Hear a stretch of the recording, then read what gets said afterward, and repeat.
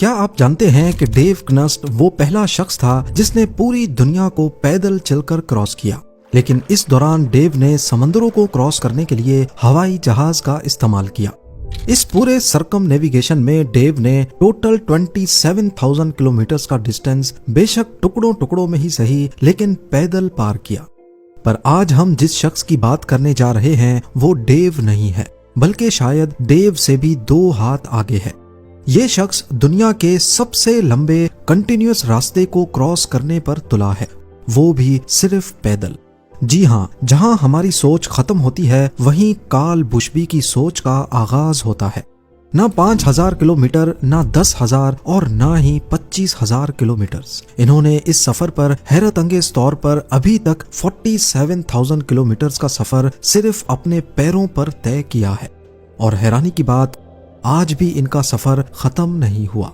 25 countries, 6 desserts, 7 mountain ranges और 27 years का वक्त, पर मकसद सिर्फ एक, पूरी दुनिया का पैदल चक्कर लगाना, और वो भी बिना किसी सपोर्ट के। लेकिन आखिर कैसे?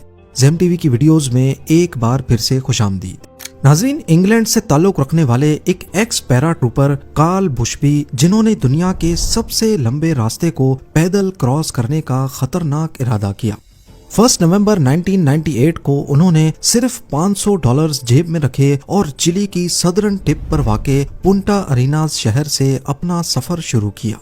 इस मिशन को कार्ल ने नाम दिया गुलायत एक्सपीडिशन। ये एक ऐसे मिशन का आगाज कर चुके थे जिसमें उनको पूरे अमेरिकन कॉन्टिनेंट को क्रॉस करके रशिया जाना था, फिर वहां से एशिया और फिर इंग्लैंड में अपने होम टाउन में आकर अपना सफर खत्म करना था। ये टोटल डिस्टेंस 58,000 किलोमीटर बनता है। कार्ल के अंदाजे के मुताबिक अगर वो दिन में 19 किलोमीटर भी चलेंगे तो वो ये सफर आसानी से 8 सालों में तय कर लेंगे। पर इस सफर में जिन मुश्किलात का वो सामना करने वाले थे, उन्हें मालूम भी नहीं था कि 8 सालों का ये सफर 27 सालों के बाद भी खत्म नहीं हो पाएगा। कार्ल बुशबी ने अपनी इस एक्सपीडिशन के 2 असूल बनाए। पहला ये कि इस सफर में कोई भी सवारी इस्तेमाल नहीं होगी। ट्रेन, गाड़ी, हवाई जहाज या किसी भी मोटराइज्ड व्हीकल का इस्तेमाल नहीं होगा। उन्हें हर कदम सिर्फ और सिर्फ पैदल ही चलना होगा। और दूसरा ये कि अगर उनको अपना सफर बीच में रोकना पड़ा तो वापस एग्जैक्टली वहीं से शुरू करना होगा जहां उन्होंने अपना आखिरी कदम रखा था। ये रूल्स सुनने में तो आसान लगते हैं, लेकिन कार्ल ने इनकी कीमत सालों की तन्हाई, वीजा की परेशानियों और मौत के खौफ से चुकाई है। कार्ल बुशबी ने अपना पहला कदम साउथ अमेरिका के पत्थरों पर रखा। गर्म मौसम, जंगली रास्ते और जमीन के हर मोड़ पर एक नया चैलेंज। शुरुआत में चिली से निकलने के बाद उन्होंने ज्यादातर पैसिफिक कोस्ट के साथ साथ और एंडीज पहाड़ों के किनारे पर रहकर आगे बढ़ना शुरू किया। इससे वो दुनिया के सबसे बड़े अमेज़न जंगल के मुश्किल हिस्से को पार करने से बच गए। पर सेंट्रल अमेरिका का रुख करने से पहले उन्हें जिस चीज ने सबसे ज्यादा परेशान किया वो था मौसम और टेरेन। सफर की शुरुआत में पैटागोनिया में उन्हें बहुत ही तेज और ठंडी हवाओं का सामना करना पड़ा। फिर दुनिया की सबसे लंबी एंडीज माउंटेन रेंज में ऊपर नीचे चलना ही अपने आप में एक इम्पॉसिबल टास्क है। चिली के नॉर्थ में उन्हें एटाकामा डेजर्ट जैसे दुनिया के सबसे खुश्क और वीरान इलाकों से गुजरना पड़ा।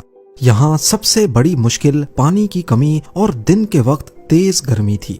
उन्हें जरूरी सामान के साथ साथ पहली बार जरूरत से ज्यादा पानी खींचकर ले जाना पड़ा था। कार्ल बुशबी ने अपने पास एक पुश कार्ट रखी थी, 2 पहियों पर मुश्तमिल एक छोटी सी कार्ट जिसमें वो खाना, कपड़े और जरूरत के कुछ सामान रखकर आसानी से खींच सकते थे। कार्ल का कहना है कि एटाकामा डेजर्ट से गुजरते वक्त मैं सिर्फ तब रुकता था जब मुझे पानी मिलता था। साउथ अमेरिका को क्रॉस करना बेशक एक बड़ा माइलस्टोन था, लेकिन असली चैलेंज था डेरियन गैप। कोलंबिया और पनामा के बीच एक 320 किलोमीटर का रास्ता जिसे डेरियन गैप कहा जाता है। यहाँ घना जंगल, उसमें मौजूद अजीबो गरीब कीड़े और जहरीले सांपों के साथ साथ गोरिल्ला गैंग्स पाए जाते हैं। कार्ल को इन सब से बचकर यहाँ से निकलना था। पनामा का बॉर्डर क्रॉस करते वक्त वो पनामा पुलिस के हाथों अरेस्ट भी हुए और 18 दिनों तक उन्हें जेल में रखा गया। लेकिन वजाहत के बाद जब वो रिहा हुए तो रूल के मुताबिक उन्होंने वापस अपना सफर वहीं से शुरू किया जहां से छोड़ा था। सेंट्रल अमेरिका को क्रॉस करना भी अपने आप में एक बड़ा चैलेंज था। यहाँ छोटे छोटे मुल्कों का एक बड़ा सिलसिला है। हर मुल्क में एंट्री और एग्जिट में वीजा के मसलों की वजह से उन्हें बॉर्डर पर काफी वक्त लग जाता। 2002 तक कार्ल सेंट्रल अमेरिका क्रॉस कर चुके थे। फिर वो यूएस में एंटर हुए, जहां कभी लंबे हाईवेज पर ट्रैफिक से बचकर पैदल चलना पड़ता तो कभी सोनोरन डेजर्ट की तेज गर्मी का मुकाबला करना पड़ता। यहाँ का मौसम चिली के एटाकामा डेजर्ट से भी ज्यादा गर्म था। 2005 तक जब वो कनाडा और अलास्का पहुंचे तो मौसम पूरा बदल चुका था। यहाँ उन्हें शिद्दत की ठंड, बर्फबारी और मुश्किल तरीन टेरेन पर चलना पड़ा। अलास्का के वीरान इलाकों में जहाँ सड़कें भी नहीं थीं, उन्होंने अक्सर सप्लाईज ले जाने और रास्ता ढूंढने के लिए डॉग स्लेजिंग ट्रेल्स का इस्तेमाल किया। स्लेड्स की वजह से बर्फ थोड़ी कंप्रेस हो जाती है, जिस पर चला जा सकता है। पर इस पॉइंट पर भी कार्ल ने कुत्तों की मदद नहीं ली, क्योंकि इससे उनका सबसे इम्पोर्टेंट रूल टूट जाता, यानी मदद किसी की भी नहीं लेनी। अलास्का के बाद कार्ल बुशबी को जो मुश्किलात पेश आईं, वो गुलायत एक्सपीडिशन की सबसे बड़ी और सबसे खतरनाक साबित हुई। नॉर्थ अमेरिका में अलास्का से साइबेरिया यानी रशिया में दाखिल होने के लिए उन्हें बेरिंग स्ट्रेट को पार करना था, एक बर्फ से जमा हुआ समंदर जो अमेरिका और रशिया को जोड़ता है। यहाँ का सबसे बड़ा चैलेंज ये है कि बेरिंग स्ट्रेट की बर्फ एक जगह ठहरती नहीं है। समंदरी लहरों की वजह से बर्फ के बड़े बड़े टुकड़े मुसलसल हिलते रहते हैं। इन बर्फ के टुकड़ों के बीच में खुला समंदर है। कार्ल ने कई मर्तबा एक टुकड़े से दूसरे पर जाने के लिए ठंडे पानी में स्विमिंग भी की, जहां आर्कटिक की शदीद ठंड और हाइपोथर्मिया का खतरा उनके सर पर मंडलाता रहा। कार्ल ने बेरिंग स्ट्रेट का ये हिस्सा एक फ्रेंच एडवेंचरर डिमिट्री कीफर के साथ पैदल क्रॉस किया। 240 किलोमीटर का ये रास्ता आर्कटिक के खतरनाक तूफान और 14 दिनों तक बिना नींद किए गुजारा, और आखिर में जब वो रशिया पहुंचे तो उन्हें इस सफर की सबसे लंबी रुकावट का सामना करना पड़ा। रशियन अथॉरिटीज ने उन्हें अरेस्ट कर लिया। बेशक कार्ल के पास रशिया में एंटर होने का वैलिड वीजा मौजूद था, लेकिन रशियन अथॉरिटीज का कहना था कि बेरिंग स्ट्रेट कोई ऑफिशियल पोर्ट ऑफ एंट्री नहीं है।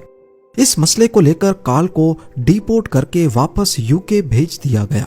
यहाँ उनका सफर खत्म हो सकता था, लेकिन क्योंकि कार्ल अब एक फेमस फिगर बन चुके थे, इसीलिए ब्रिटेन के deputy prime minister John Prescott और रशियन बिलियनेयर रोमन अब्रामोविच ने इंटरवीन किया और कार्ल को रशिया में चलने की परमिशन मिल गई। लेकिन ये सफर आसान नहीं था। उनके वीजा सिर्फ 90 दिन के लिए लगते थे, यानी हर 90 दिनों के बाद उन्हें रशिया छोड़कर वापस किसी मुल्क जाना पड़ता। कई बार ये डिले महीनों तक चला। 2008 में तो उनकी फंडिंग भी खत्म हो गई। उस वक्त वो मेक्सिको में रुक गए और 2 सालों तक सिर्फ इंतजार करते रहे। फिर 2011 में फंडिंग मिलने के बाद कार्ल ने फिर से रशिया में एंट्री की। टंड्रा रीजन्स की बर्फीली रिवर्स पर चलते हुए वो साइबेरिया के बीच तक पहुंच चुके थे। यहाँ एक छोटी सी भी गलती कार्ल की जान ले सकती थी, लेकिन वो चलते रहे। हर साल 3 महीने वॉक, बाकी 9 महीने वीजा का इंतजार। 2013 में कार्ल को तब एक बहुत बड़ा शॉक लगा जब उन्हें मालूम पड़ा कि रशिया ने उन पर 5 साल के लिए बैन लगा दिया है। लेकिन वो आदमी रुकने वाला नहीं था। कार्ल ने प्रोटेस्ट रिकॉर्ड करवाने के लिए कहीं पर धरना देने के बजाय एक अनोखा तरीका अपनाया। उन्होंने लॉस एंजलिस से वॉशिंगटन डीसी तक 4800 किलोमीटर पैदल चलकर रशियन एम्बेसी के बाहर प्रोटेस्ट किया। उनका सिर्फ यही सफर अपने आप में एक बहुत बड़ा रिकॉर्ड था। जब मीडिया ने इस अनोखे प्रोटेस्ट को रिपोर्ट किया तो रशियन अथॉरिटीज ने 2014 में उन पर लगाया हुआ 5 साला बैन वापस ले लिया। अब एक बार फिर उनको रशियन वीजा मिला और वो साइबेरिया में अपने उसी जीपीएस पॉइंट पर पहुंचे जहां उन्होंने सफर छोड़ा था। रशिया से निकलकर कार्ल अब मंगोलिया पहुंच गए। वहां उन्होंने गोबी डेजर्ट क्रॉस किया, जो कि 1130 किलोमीटर पर फैला हुआ है।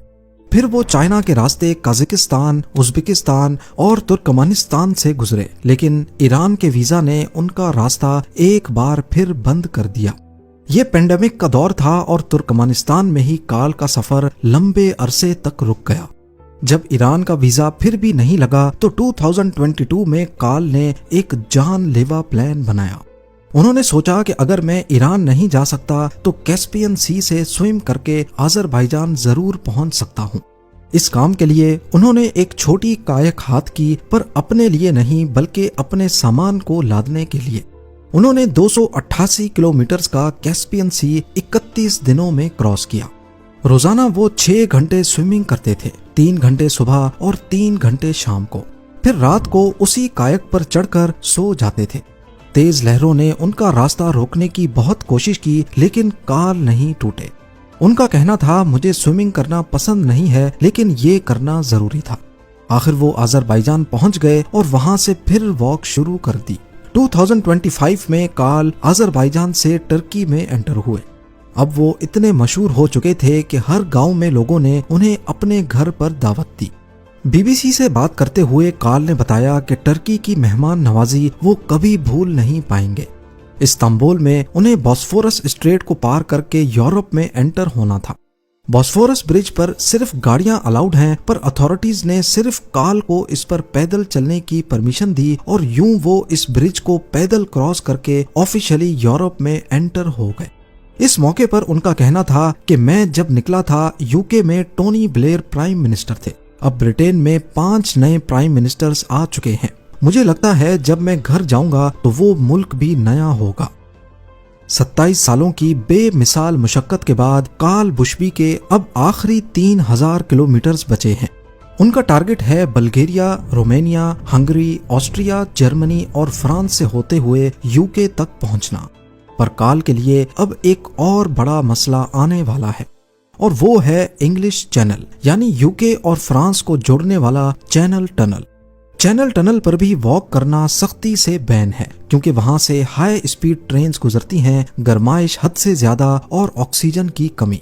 लेकिन एक और रास्ता भी है, सर्विस टनल। चैनल टनल में टोटल 3 टनल्स बने हैं, 2 ट्रेन्स के लिए और एक इमरजेंसी के लिए रखा गया है, जिसे सर्विस टनल कहते हैं। पर इस टनल को पैदल इस्तेमाल करने के लिए काल को स्पेशल परमिशन लेनी पड़ेगी। एक्सपेक्ट किया जा रहा है कि काल बुशबी गुलायत एक्सपीडिशन का आखिरी कदम 2026 में अपने होम टाउन में रखेंगे, और उस वक्त तक वो 58,000 किलोमीटर ट्रेवल कर चुके होंगे, जो कि अर्थ का 1.5 टाइम्स सरकमफ्रेंस बनता है। काल के इस एक्सपीडिशन से ये जाहिर होता है कि इंसान अपनी लिमिट्स खुद बनाता है, लेकिन असल में उसकी कोई लिमिट नहीं है, वो जो चाहे कर सकता है। अब जब नेक्स्ट टाइम आपको लगे कि जिंदगी रुक सी गई है, तो ये याद रखें, काल बुशबी अभी भी चल रहा है। बेशक दुनिया बहुत बड़ी है, लेकिन एक इंसान के इरादे के सामने छोटी पड़ सकती है। एक मौके पर काल का कहना था, जिंदगी रुकती नहीं, सिर्फ रास्ता बदलती है। उम्मीद है ज़ेम टीवी की ये वीडियो भी आप लोग भरपूर लाइक और शेयर करेंगे। आप लोगों के प्यार भरे कमेंट्स का बेहद शुक्रिया। मिलते हैं अगली शानदार वीडियो में।